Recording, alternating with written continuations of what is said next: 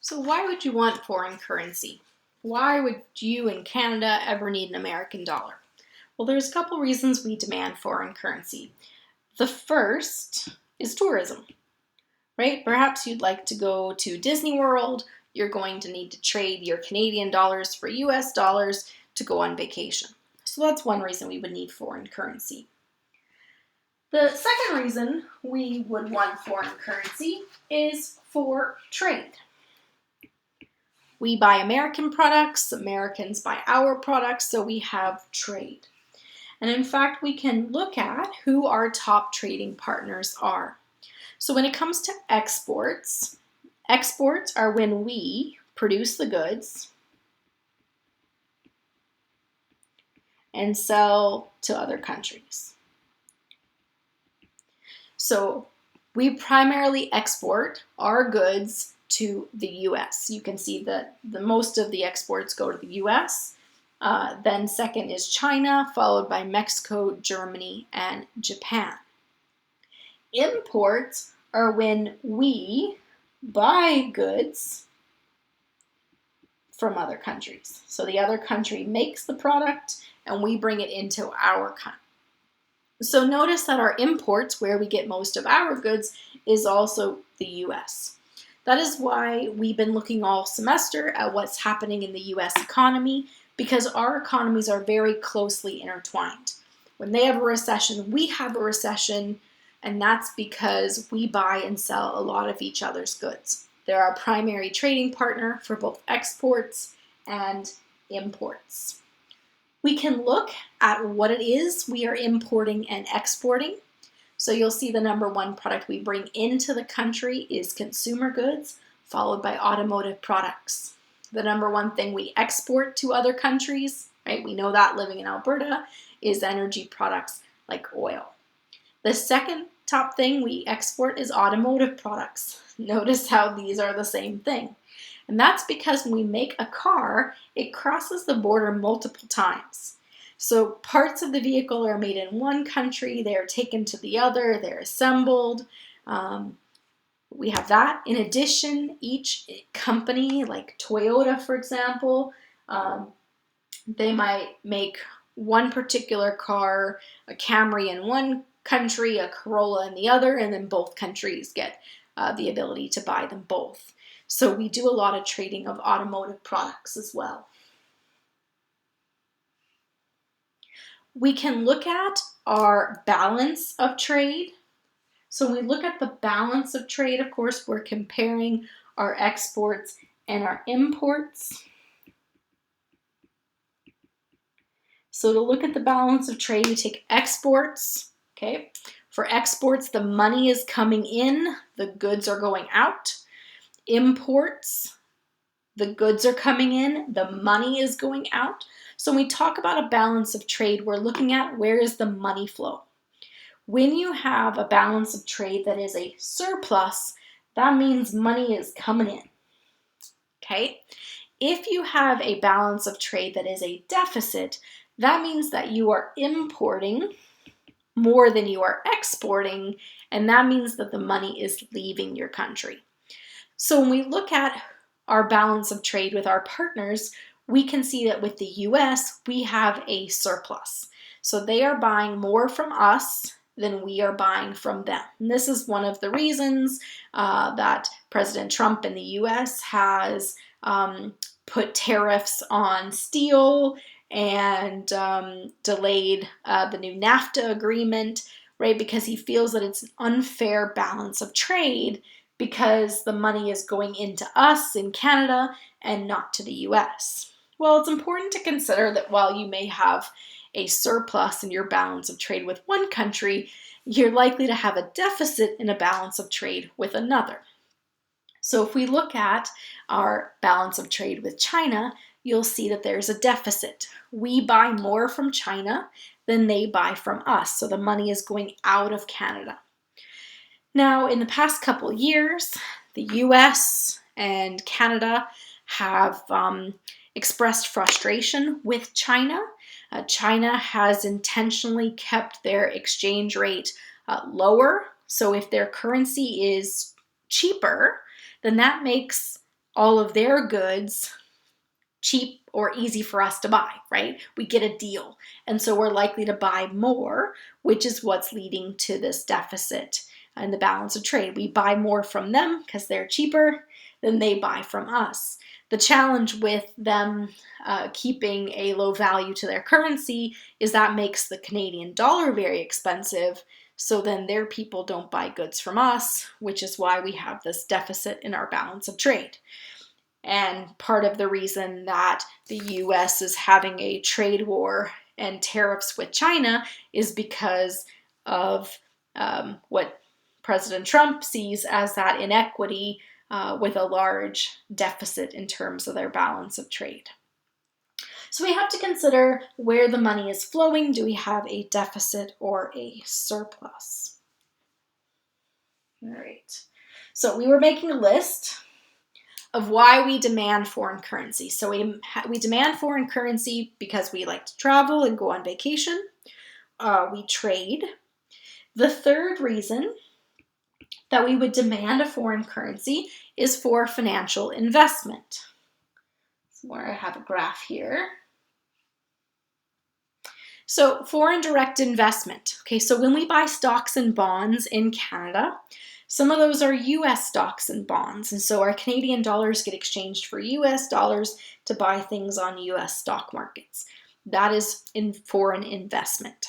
And this graph here is a little old, 2011, 2012, looks at foreign investment. There's a lot of foreign investment in the US. It's seen as a safe haven, a safe place to put your money, right? So we have a lot of countries in the world that would buy US stocks and bonds. You can see Canada doesn't do too bad as well. We are also considered somewhat of a safe haven, and so we have foreign investment in our country as well. And the fourth reason that we might want foreign currency is for speculation. So when we talk about speculation, we're talking about buy low, sell high. So there are people that look at currency and say it is undervalued and we expect it to go up, in which case you buy it when it's low and you sell it when it's high. So you're looking at what are the trends in the value of the currency relative to others. You buy it when it's low, you sell it when it's high to make a profit. The challenge with exchange rates like the Canadian dollar, right? We have what is called a managed float. So when we allow currencies to fluctuate based on supply and demand, there is a chance for speculation because it moves quite a bit, it's volatile. Then you might be able to predict when it's going up and when it's going down. So we demand foreign currency for tourism, for trade, for financial investment, and we also have those who speculate on what's happening with the currency market. Now let's dive a little bit deeper into the idea of foreign currency for trade. What are the pros and cons of trade? Now, you'll in other classes, you'll dig deeper into international trade, but we just want to very briefly look at what are the benefits of trading with other countries. There are arguments for and against trade. We have, so in 2019, 2018, we're seeing an uprising in terms of nationalist movements, protectionist movements. These are countries that feel threatened by trade. They want to keep out the foreign competition. So we need to look at what are the benefits of having trade and what are the downsides. In microeconomics, we also look at some of these in more detail as we look at comparative and absolute advantage. So for those of you who've taken micro, let's think back to what we learned by looking at comparative advantage. What was the benefits of specialization and trade? Well, what we learned by looking at specialization and trade is that if we each specialize in something else, then what happens is that we're all able to consume more and we can produce more. And when we make more and then we sell some of it to another country, then everybody gets a bit more. That increase in global competition also means that we have to up our quality, our variety, because now our customers can go elsewhere. They can buy those foreign goods. We see that in the 80s when we see increased global competition in automobile manufacturing. The high quality of Toyota threatened Ford and GM. So we saw an increase in the quality of domestic cars. You're also getting more choice on cars. The other thing that we see with that increased competition is that you can now get lower prices because you can now find the cheaper alternative. Globalization allows us to move our production to places that have lower wages, and that will lower the prices for the consumer as well.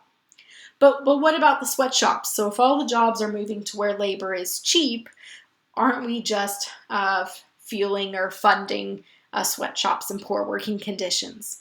Well, what we've actually found is that as you open up to more trade, it actually leads to higher income. So, for example, what we see is that now there's more businesses wanting to come into a country. So we can see this, for example, when China opened their doors to foreign businesses, more businesses come into China, and they're now competing for those Chinese employees. Well, the more choice the employees in China have as to who they work for, they're going to choose whoever pays them higher wage, better working conditions. And so the more global competition you have, the more you actually see wages increase as we compete for that labor in those markets where there tend to be poor working conditions and lower wages. Now they have choice and they'll pick the better paying job as long as they do have choice. Now, the arguments against trade, of course, is that you can't control the environmental standards or the labor standards in those other countries. One of the trade agreements that Canada just signed, the Trans-Pacific Partnership, it actually takes the Canadian environmental and labor standards, and any signatory to that agreement had to agree to our standards. So that's one way that we can make it, there's less tariffs and costs to doing that international trade, and at the same time encouraging better environmental impact, better working conditions as part of that trade. There are other arguments against trade. One is called the strategic industry argument.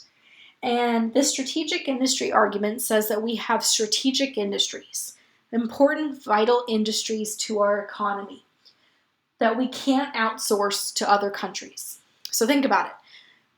If we outsourced all of our food production, and then we went to war with the country that we had outsourced it to, well, the problem is we now have no food.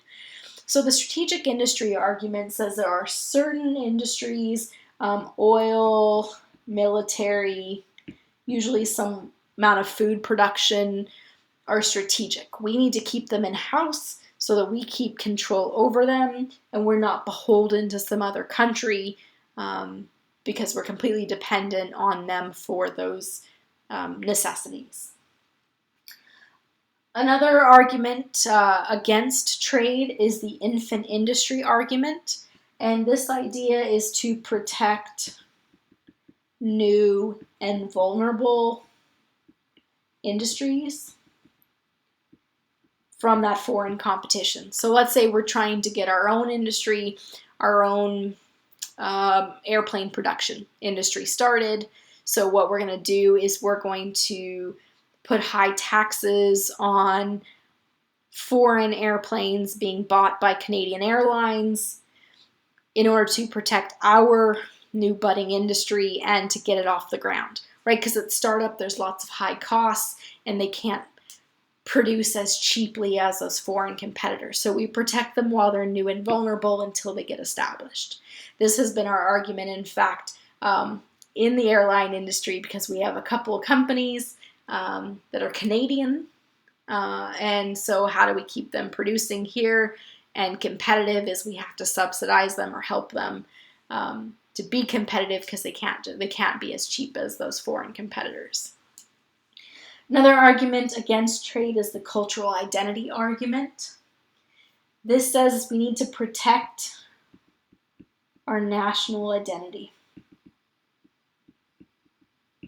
So if you grew up in Canada, you probably heard about Canadian content laws, right? So remember, your TV had to be a certain percentage of Canadian TV shows. The radio stations had to be a certain percentage of Canadian artists. Well, why did we have this? This was to protect our national cultural. So you didn't become too American by those American shows and those American songs.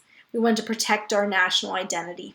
This got increasingly hard to maintain as we started to have things like satellite radio and streaming music and on demand, right? Because even the challenge right now is that Netflix is being told by the Canadian government, you need to have Canadian content. So we could, as a government, mandate a certain amount of local production, Canadian TV shows, to protect the national identity. We do have foreign ownership laws when it comes to newspapers, academic institutions, so we do limit the amount of foreign involvement in certain industries to protect that Canadian culture. So there are a number of reasons to be for or against trade. What we're going to be looking at in the rest of this topic is what happens to the Canadian dollar and the exchange rates, whether you're using currency for trade or tourism, speculation, or financial investment. You need to know what's happening with the Canadian dollar and what's going to happen to it in the future.